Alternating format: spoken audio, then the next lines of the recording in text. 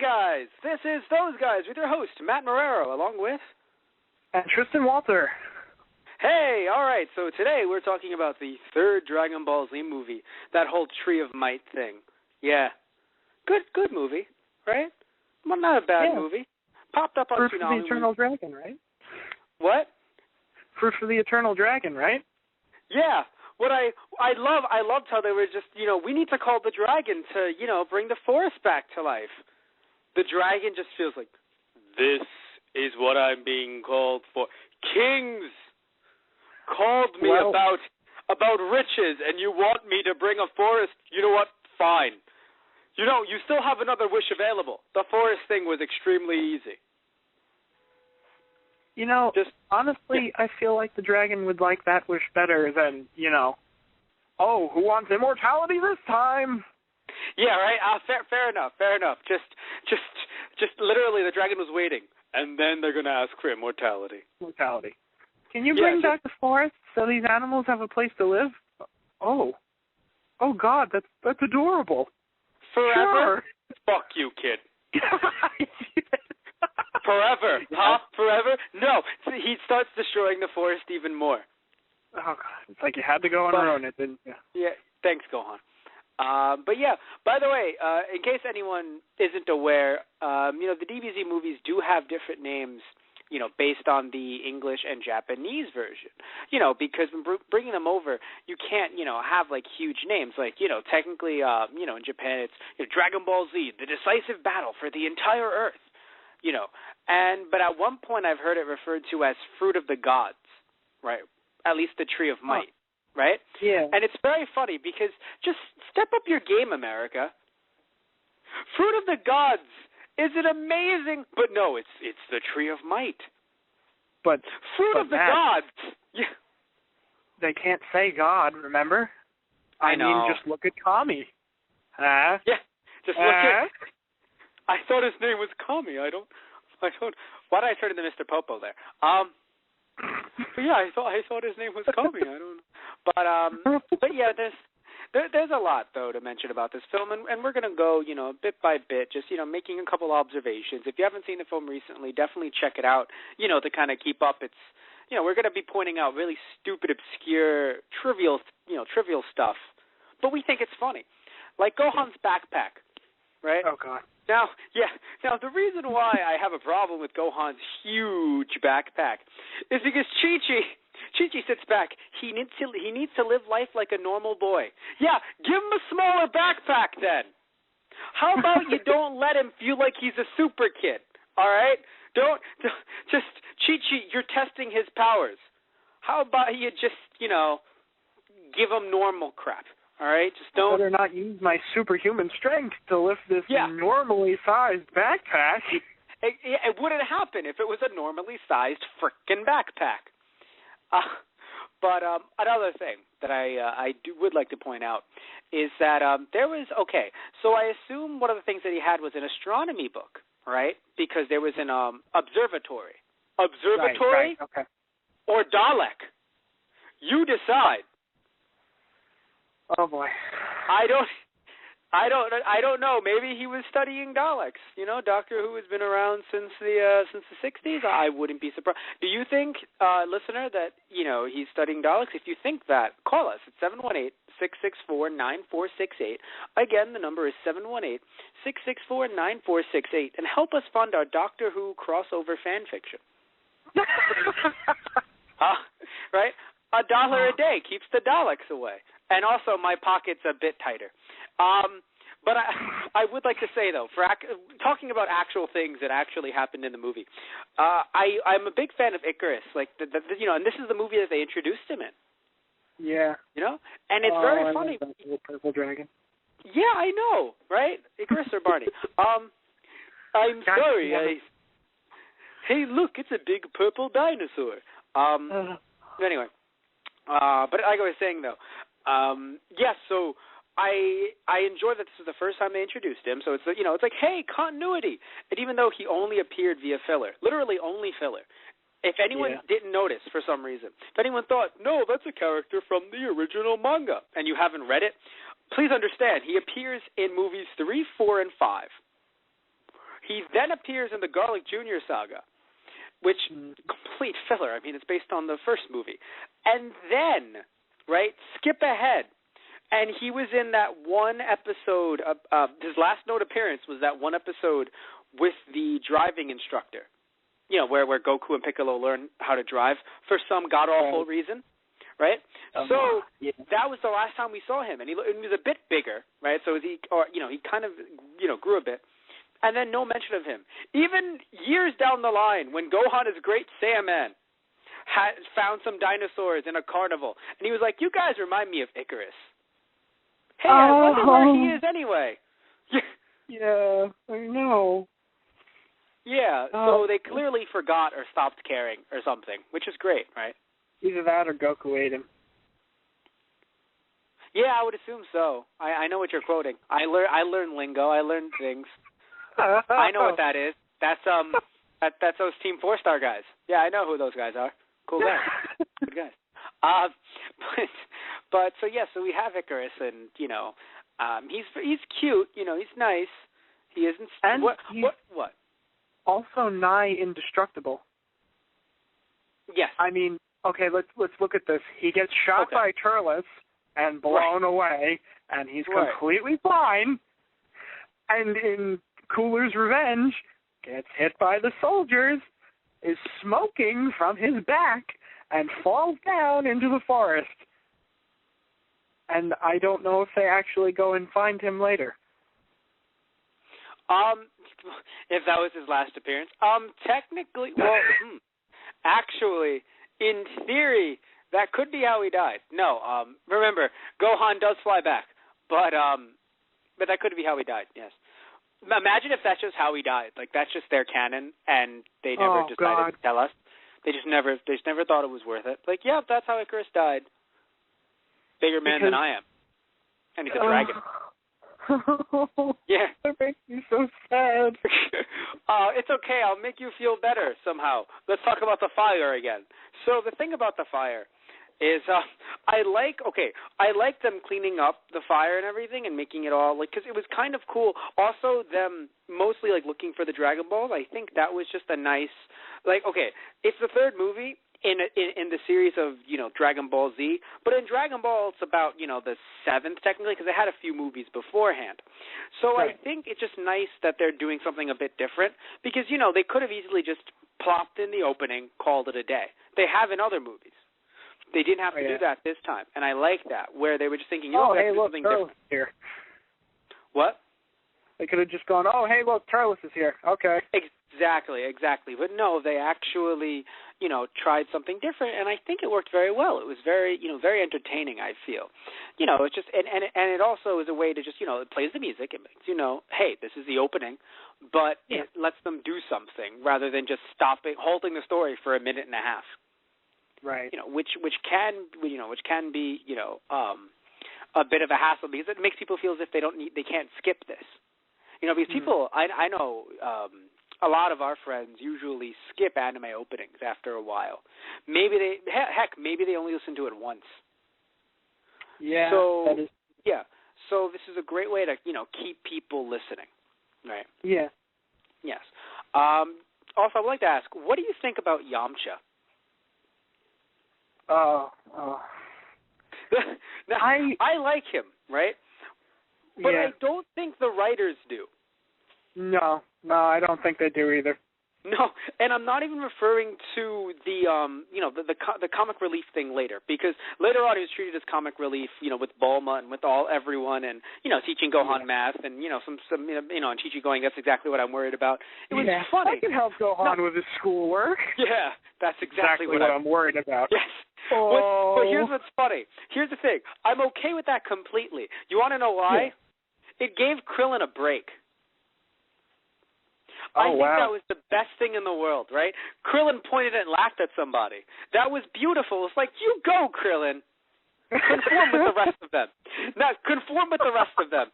Usually if it's Krillin, Krillin's like, hey guys, you're ganging up on me. When it's someone else, yeah, Yamcha. Yeah. You know, just good job, Krillin. But seriously though, it was nice. It gave Krillin a break for once. But the reason why I say, that they don't like him is because, and by the way, when I say writers, I don't mean Akira Toriyama. I mean the writers for, like this movie and for most other filler. Because most other filler treats Yamcha as this, this douchebag playboy, which is very funny because, while I think there was only one instance yes, I'm not saying that. Yamcha started off as a bandit. He's the farthest thing from the Virgin Mary, all right? But I still want to, make it very clear that they only mentioned one time in the manga where it seemed as if, there was a problem with Yamcha and Bulma, and then that's why, she knew, spoilers, she ended up, being with Vegeta. Spoilers, they have a child. Whoa, I didn't know this, Matt. I'm watching this all God. Those guys spoiled Dragon Ball Z for me. Sorry that, we're 14 years too late. So anyway, but seriously though, even more than that actually. But seriously though, all right, so, that's the only time where it was kind of felt as if Bulma was saying, hey, yeah, Yamcha is a dog, And I was like, that was the one time. But even before that was the thing. Of course, Toriyama has to will usually approve certain things here and there.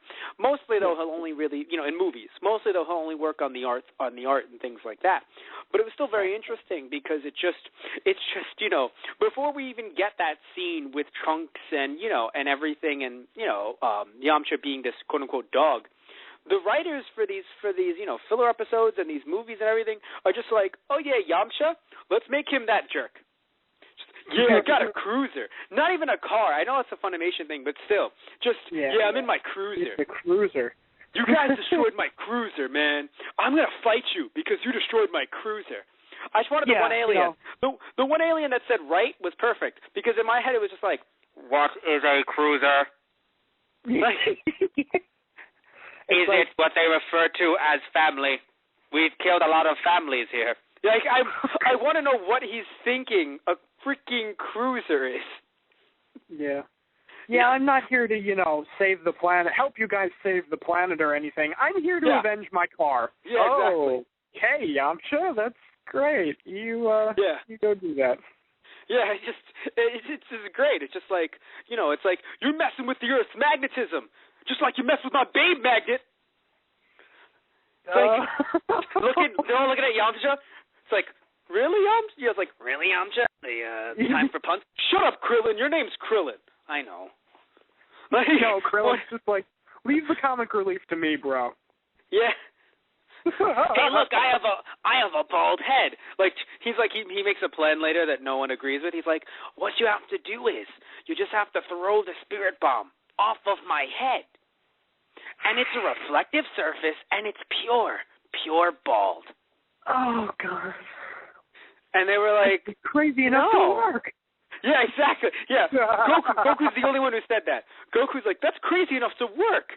Everyone else, even Gohan, no, Dad, no. No. God. No. Damn it, Goku. But do you have anything else to add? I heard that you have a lot of notes on the movie today. Even King Kai comes in and goes, Goku, just throw the damn spirit bomb. But no, I heard you tell me before a little podcast that you have a few notes yourself. Would you like to spitball some things out there? I want to hear the comedy stylings of Tristan Walter. Yeah, sure. That sounds, when I say comedy stylings, I think of that you have a very sexy last name. I'm flattered. I think you should be. I think so, because it's like, look at the comedy stylings of Tristan Walter. Like, there's something about it that I just feel is just very nice and relaxing and... Okay. That's good to know. Yeah. All right. Now, I don't know if I've unnerved you or the listening audience, anyone. But definitely, so talk to me. All right. Tell me what you thought about this little movie, this 1 hour adventure. One thing I wanted to point out at the beginning of the movie. Right. If anybody remembers watching the Frieza saga and the filler that, Bulma, Krillin, and Gohan had to fly all the way out to Namek, it's that A, she doesn't like Krillin. B, she doesn't like being away from her pampered home. So that leads you to the conclusion, why is she A, camping, and B, with Krillin? Because I mean, granted, inconsistent writing too, but inconsistent writing is good writing. That's why. No, because it's true. I'm completely fine with it. Yeah. No, I mean, it's just, well, also, it's kind of funny because that's why these are so out of continuity, that's one, and that's why, a second thing, not only are these completely out of continuity, just like that filler was, because if anyone doesn't know, yes, all of the filler, the wacky misadventures they got through, yeah, that was about maybe like 10 panels in the manga, because all it really is them having some little... Yeah, just they're having talks back and forth. Actually, it's kind of funny. Bulma even said, like, "What are you two doing?" And they're like, "We're battling in our minds," as if that was just normal. Yeah, just like, okay, yeah, that's just what they were doing. But so all that was filler. But still, yeah, it's just filler.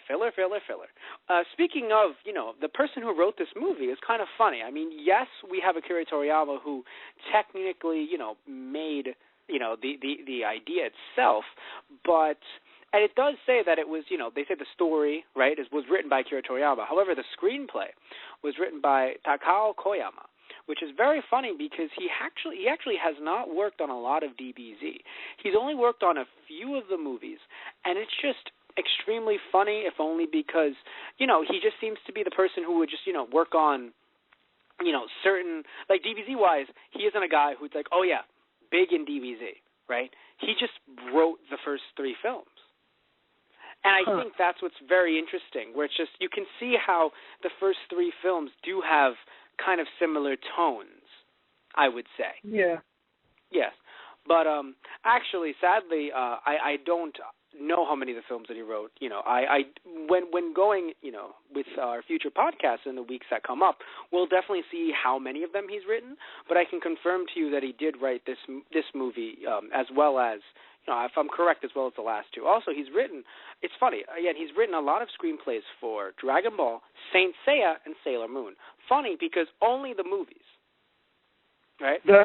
And, yeah, so I think he's just that guy who just gets brought in for the movies, because they're only, think about it, they're only 1 hour, things, and they're fun, but they aren't anything crazy. But that's why you're going to have these inconsistencies where it's just, they're camping. I'm pretty sure she didn't like the whole camping thing. Yeah. What's going on here? Not to mention, Chi-Chi doesn't let Gohan out of her sight, normally. But she's okay with them gone for a few days out camping and, Chi-Chi collecting the Dragon Balls in the beginning, Chi-Chi was watching them. Don't think that she wasn't. She was there. Right. You're right. Yeah. Oh, yeah. No, so she was. Foolish. If you really focus hard, she was the fire. It was all fake. She was the fire. Like, she was just like, no one will notice if I move around like this. Hell, think about her dad and think about where she grew up. She was the fire. It's in her blood. Oh God. Yeah.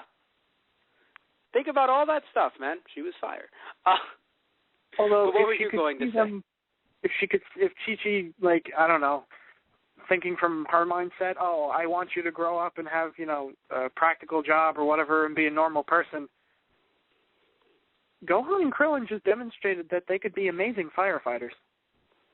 Not gonna lie.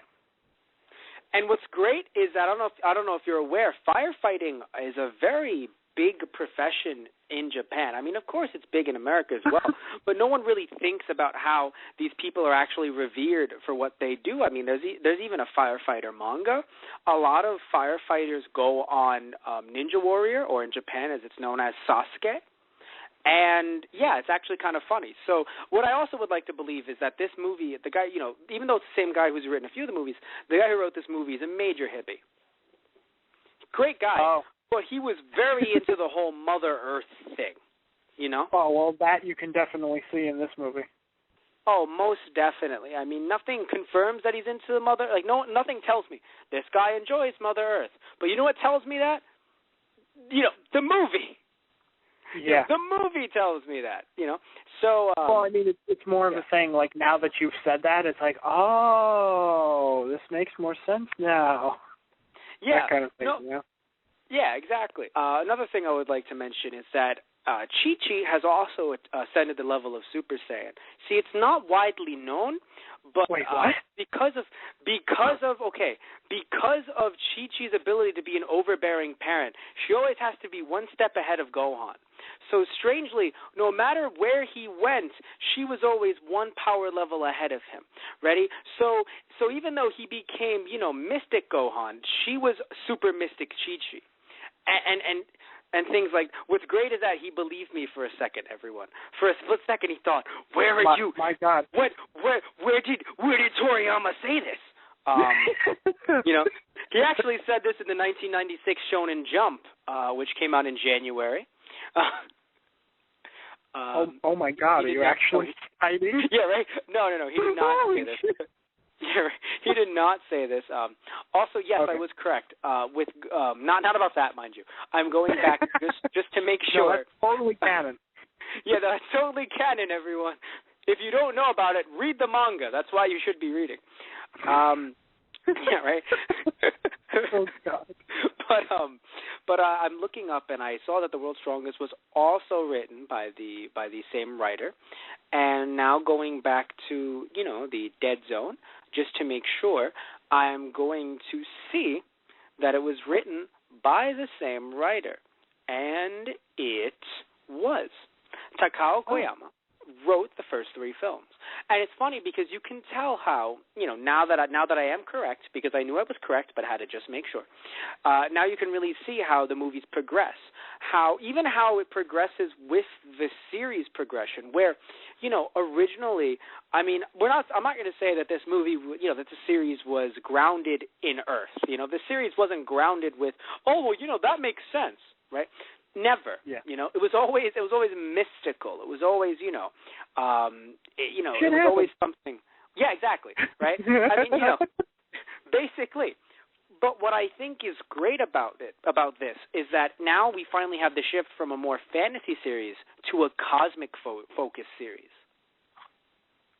Where some of that fantasy does come back with people like Majin Buu. I mean, heck, Bibbidi Bobbidi Boo. Obviously, that and demons. They're bringing back that magic for that, for that specific season. But before that, if you noticed, we got very sci-fi. Yes, I know the last movie was sci-fi. Fair enough, but still, it wasn't. We didn't get to the point where it's just aliens because, and that's what ended up happening. Think about it. It was still someone from Earth. It wasn't, the enemy is now coming from the deepest reaches of space. Exactly, because when you think about it, movies 3, 4, 5, and 6 all deal with space, people from space. And the 6th one even dealt with them going into space. Yep. 7th, we got back into just normal sci-fi, right? Oh, it's just normal sci-fi androids, nothing weird. And then and then movie 8, we go back to aliens. 9, back to aliens. 10, aliens again. 11, that same damn alien doesn't want to die. That guy, bio-alien, just doesn't want to die. And even though you might say it's also still sci-fi, still though, sci-fi is. I want to say it's kind of new because, I mean, yes, we did have sci-fi elements in the original series, but it was mostly just robots, things that seemed kind of, quote-unquote, they were sci-fi, especially for its time. But they weren't, I don't think they were as big as, let's say, and bioengineering or some of the other things that we get in the later series, where it's just, you have people with doomsday machines. Yeah. Yes. But also you can tell how, it also shifted in fighting where, they made the jump from, just kung fu in the first 2 films into using a lot of energy blasts. And because you have the, either the Z fighters or the Z warriors, whatever you prefer to call them, now that they're there, they have the opportunity to showcase a lot of their moves. and things like Destructo Disc and this and that, and it shows and what was it solar flare and all that stuff where they're able to show like, hey, we have powers now, where instead of just being, I mean, even Master Roshi makes a joke about it at the end, where it's like, what happened when you can just punch, it's like, what happened when you just put up your dukes and punched people? Oh, God, yeah. Yes, and it's so true. And it's so true because back in his day, that's why I will admit, I said this once on the air, I'll say it again, I would enjoy a Master Roshi prequel because I think it's just so interesting to see, back in the day when it was just Kung Fu and things like floating and throwing a Kamehameha wave was just, whoa, this guy's going hardcore. This is completely out of the park. I can't believe this. Where now it's just Kamehameha wave. My daughter farts Kamehameha waves. Right? Please. How about you? Yeah. How about you try something crazy? Like, well, yeah, but my Kamehameha waves can destroy the world. My other daughter, the younger one, every time she sneezes, a galaxy blows up. Listen, all right, kid. I'm sure you're trying to be tough here, all right? But look at the universe you're in, okay? Or like how they opened up, the first Broly movie. Oh, God, the South Galaxy's been destroyed. Wait, what? Yeah. I want everyone to understand, even though we'll get to that when we get to the 8th movie. Let us put emphasis on it. An entire galaxy was destroyed, everybody. So, I would like to jump to the Tree of Might itself, because when I see the Tree of Might, all I can think of is Evil Dead. It's all I can think of. It's kind of bad. And you really need to see the movie if you haven't yet, Tristan. All I can see is that tree. Either that or Yggdrasil, which I don't know if you know about what Yggdrasil is. It is... You probably do, and you just don't remember. It's actually a tree from Norse mythology. It was also, it's usually, when you have Thor, let's say, the movie Thor, it also shows the tree, sort of. Basically, it's the tree that, from its branches, it's what connects all 9 worlds, right? Okay. It made me think of that a bit, if only because, just a giant tree. Just popping up. And it's also very powerful and things like that. So I don't know, like these little things kind of just popped into my head because, we shouldn't really write off some of these, creations, even though people make jokes a lot where it's like, oh, Japan, right? And we do that a lot. We'll do it during this podcast. No, because the little pictures that they showed of like things dying all over the earth wouldn't fly in America. Oh, Japan, right? That'll be okay. But we should never dismiss another culture's ideas for not being intelligent enough to have been picked up from somewhere else.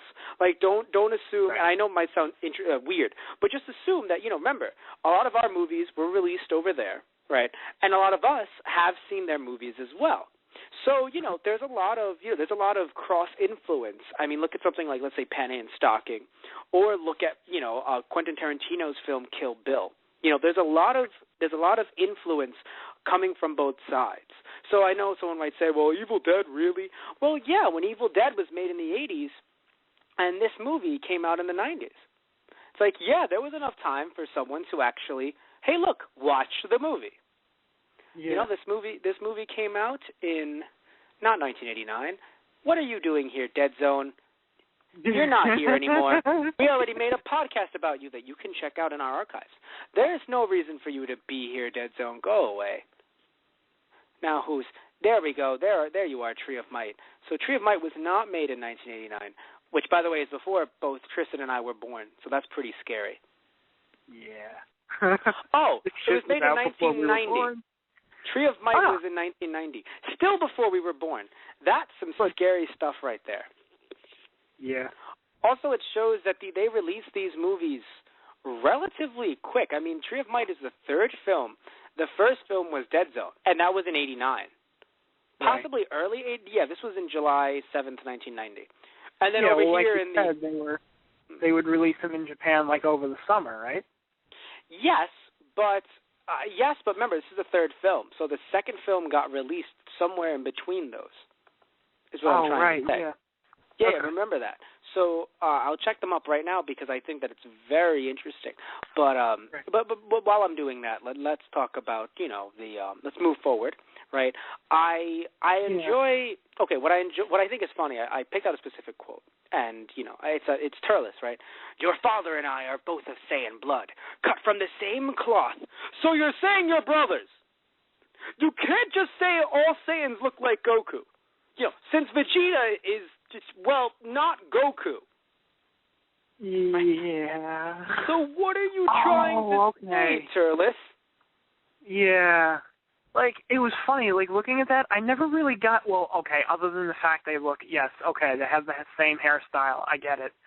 But I never really got, people would go, oh, are they brothers? I'm like, no, why would you think that? But now that you really put emphasis on that line, I guess I could see why people would remember, that is a Funimation line that, that isn't exactly True. but I still would like to, what? I actually did for this movie in particular. I did take a look at quite a few Ocean Dub clips of the movie, and I do believe they both use that line. Well, also not word for word. Something. Please remember that the Ocean Dub version. Depending on which version you saw. If you saw a Toonami rip of the Ocean Dub version, which probably doesn't exist anymore. Right, but if you did, then I would say, oh, that's interesting, because that was obviously cut. It was made edited. However, I will say this: once we got to the the DVDs, which is what you probably did see, those were uncut. So I'm pretty sure that the scripts are relatively close for both uncut versions, because why would they need to be any different? Right. Other than certain things here and there. Was this at the point, because didn't Funimation at one point have to kind of look at the Ocean Dubs to get an idea of what they were going to be working on at one point? Well, no, because remember that these movies were redone so far down the line that you could actually say they were done recently. I mean, they were done after the series was even over. Yeah. Okay. Yes.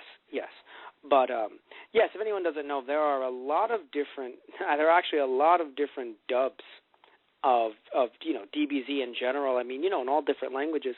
But even the UK had a dub of some of these movies. Yes, if anyone doesn't know, if anyone's unaware, there's this what many have called the Big Green dub. It's very interesting. What I would like to do is I'd like to explain this scene. So basically, the scene when Turles is saying some of the stuff to Gohan and is trying to torment him, and Piccolo comes to save the day. So there's Turles, Gohan, and Piccolo. Now I would like to play a clip for the listening audience. Please do it. So here's a clip. Here we are. Answer me. Who are you? It's Big Green! Let that child alone. I have never taken orders from anyone. Now you will. I think his scream at the end made that. I think the scream at the end. I know. What I think. No. I'm happy you kept your composure during it. You want to know something that I think we all should take note of, in case no one picked that up? That was the original Japanese music. Apparently, they put more care into their actual, audio visual than their actual actors. Because please look this up. Big Green, is what people mostly, because yes, Gohan looked at him and called Piccolo Big Green. So clearly, and the actors, as you can hear, are pretty bad. But I would like to, in the UK's defense, though, for them, let that child alone is actually valid. Like, that's a valid way to use the term. So I don't want to critique them on let that child alone. However, everything else is completely fair game. I mean, even though I love Turles' voice, still, it's just, I've never taken orders from anyone. Yeah. Like, let that child alone. I've never taken orders from anyone. You will now. Like, what?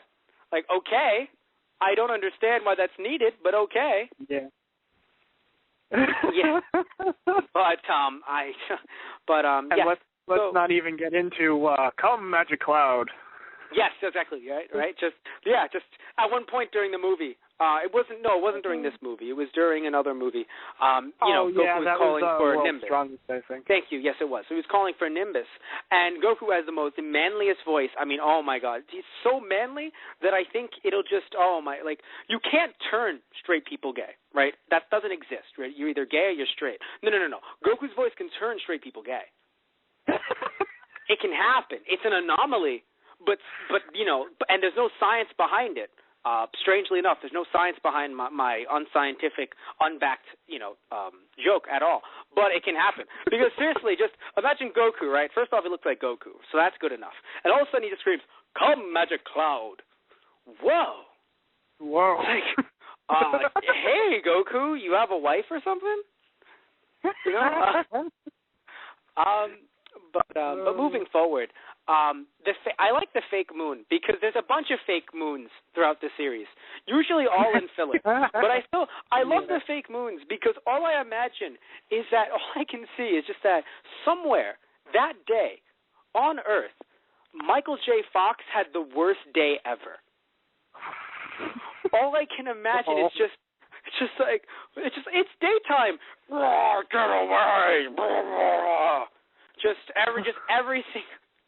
Just being human just went really bad. Every single show that involves a werewolf in some fashion just got completely out of whack. Right? It just did not. Everything was just done. Just did not work. It was just a terrible, terrible, terrible occurrence. Yeah. But hey, you know what? It happens. But anyway, if anyone wants to call in, we have 20 minutes left. If anyone wants to call in, please call in at 718-664-9468. I know you're listening, Anthony. 718-664-9468. I do that every once in a while just to unnerve only the people that I love. And and please tell me beforehand that you are, that you're listening, so I can call you out and publicly embarrass you on the radio.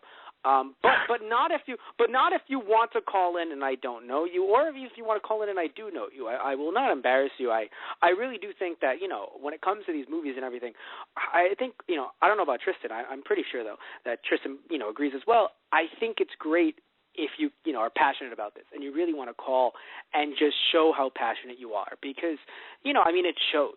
That's why we're doing this, because we love Dragon Ball Z. I mean, jumping back to something that we've mentioned on some other DBZ podcasts, we saw this live.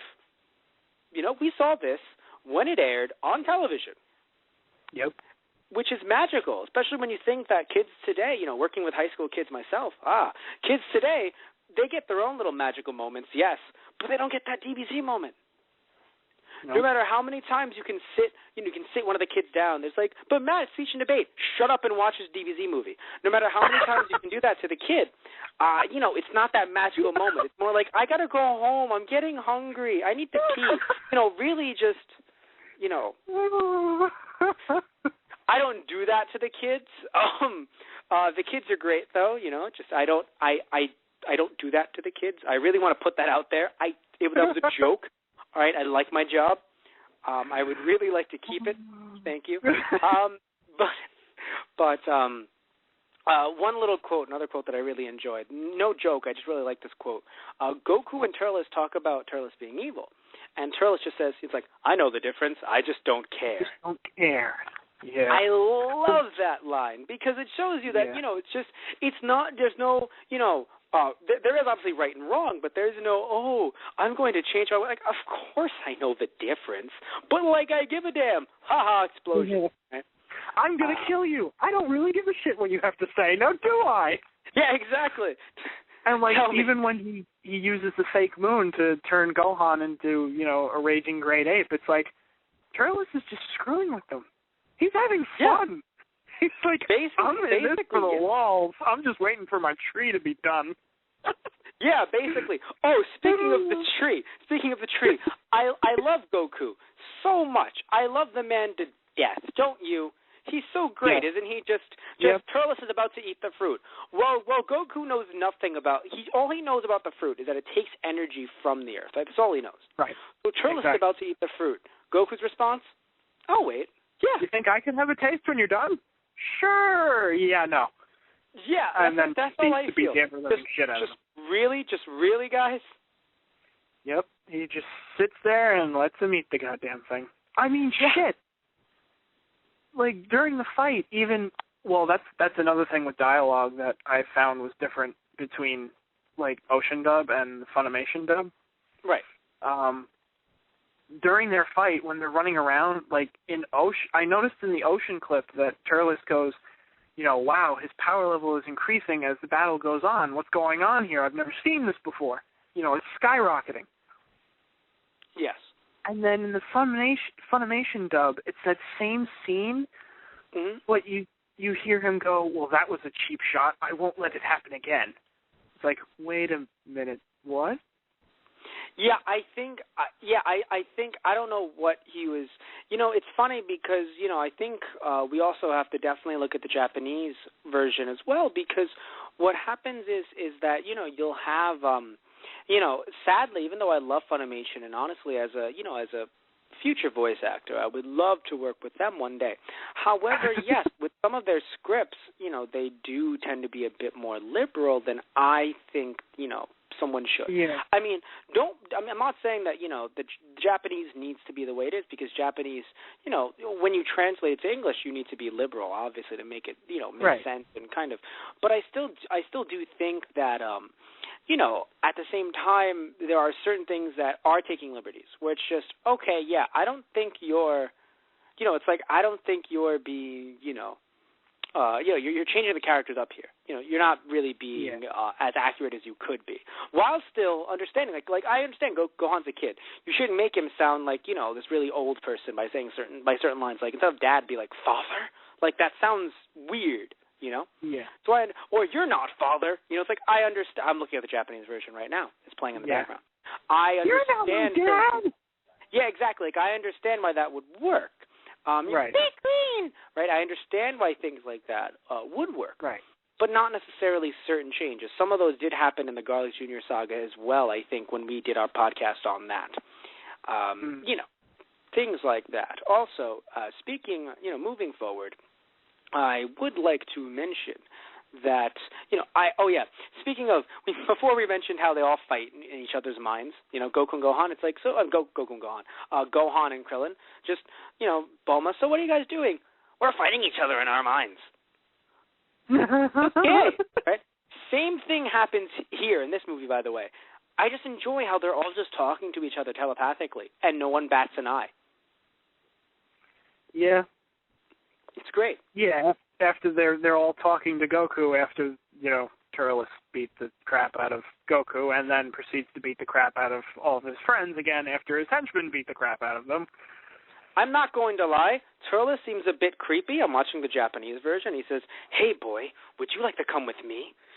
We can travel the entire universe to wherever we want to. We can, you know, we can pillage together. And he says, and we can do things like eating delicious foods and drinking delicious wines. There is no more enjoyable life than this. I'm not going to lie. It's pretty creepy. Yeah. Well, I mean, I know what he was... Yeah. I mean, I guess it's just supposed to be that more even contrast to Goku, basically. Yes. I mean, because I think you've actually I heard someone point out one day, like, just a general thing that they said, not really looking too in-depth into the movie. They're just like, what if Goku was evil? I was just like, oh. Right. No, it's quite true. It's quite true. Also, I can safely never assume... hit me like that before, and then I was just like, oh, wow. No, and another thing, something that what have I been doing? Yeah, right? No, and another thing that I can also see as well is I can also see that, you know, what I also can see is that, you know, I lost my train. The train of thought's gone. Everyone board the train. Oh, wait, no, it's gone. Seriously though, no, what I was going to say, right, okay. What I was going to say is that, you know, the actress who does Goku's voice in Gohan and you know, and Goten, and also does, you know, Turles, if anyone doesn't know. Right. Mind you, referring to the Japanese, right, as I'm sure, with her other roles, see, a lot of people actually, I don't know if we've actually been able to talk about this on the air, but I really want to put this to rest. See, a lot of people say, oh, it's the same lady doing everyone. That's stupid.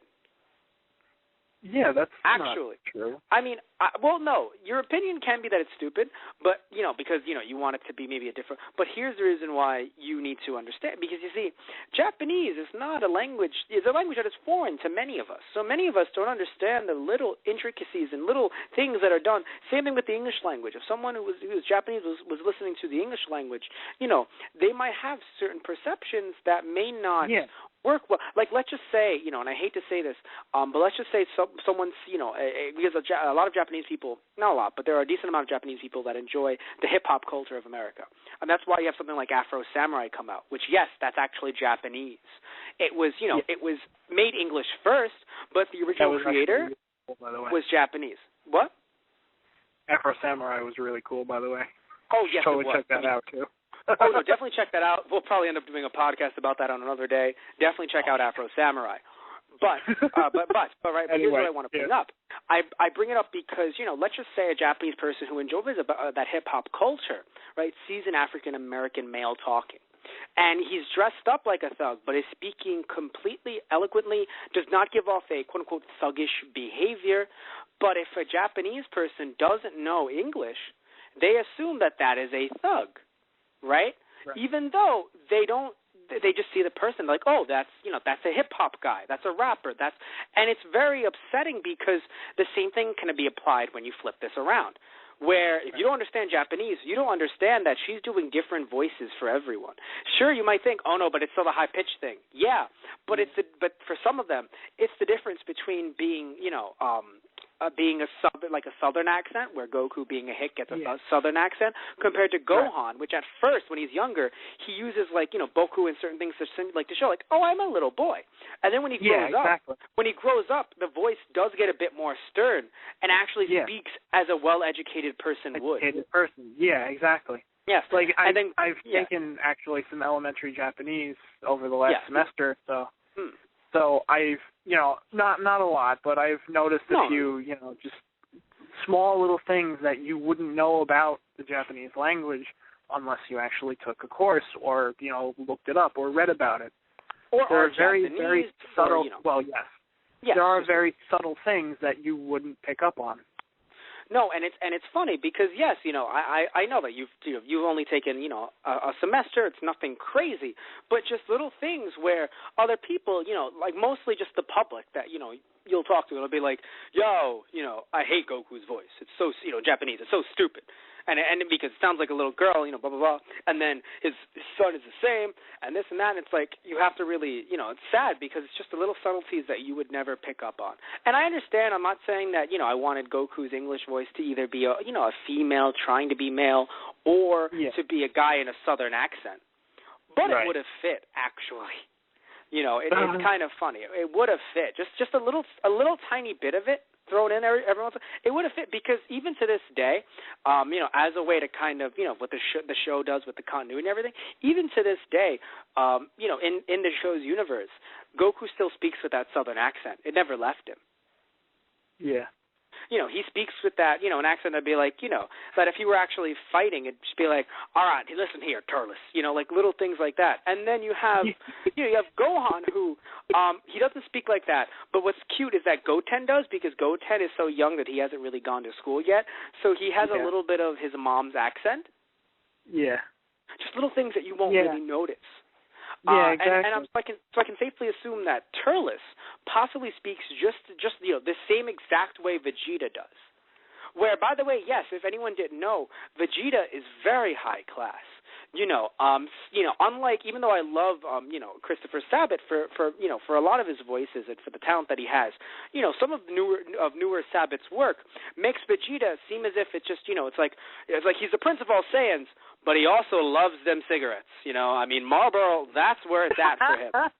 All right, so he doesn't know. I don't know how he finds it, but every single time he finds intergalactic gas stations, and buys them by the carton, right?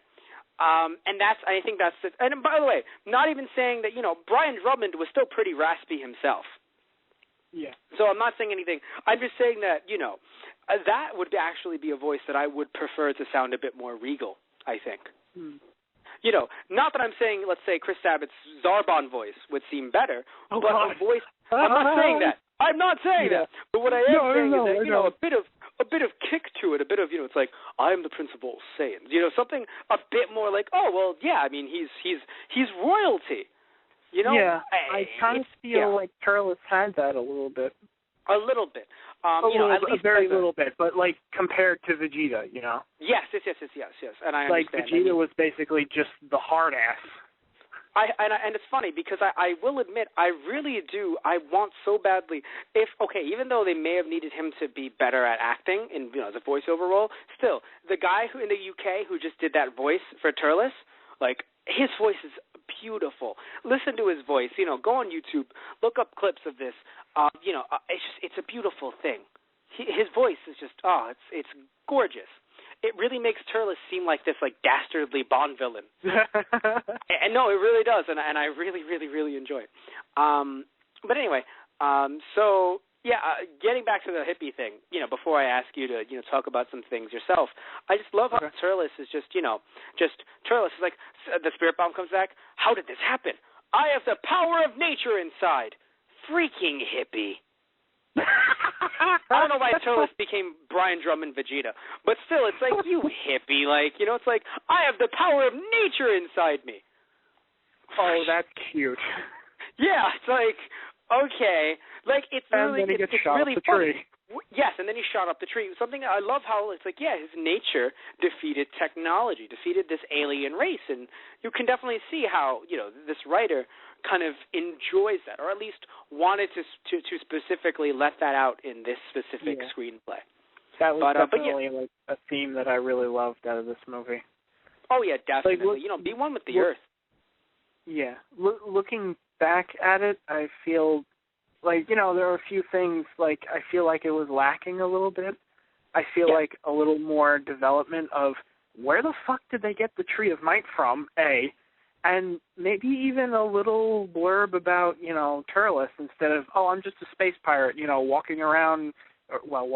flying around space with, you know, a tree in my back pocket, gonna, you know, make myself incredibly strong with this. I mean, yeah, that's cool too, but no, I agree. Where the fuck did you get this shit from? No, I agree. I think a lot of, and it's funny because, you know, it's not even that this movie is the only thing. Bleach does that a lot as well, where Bleach, I think, introduces this amazing cast of characters that sometimes they'll get backstories, but sometimes they won't get as much as we wish, where it's just, wow, you're very interesting. You're very cool. Oh, you're a bad guy. You just died.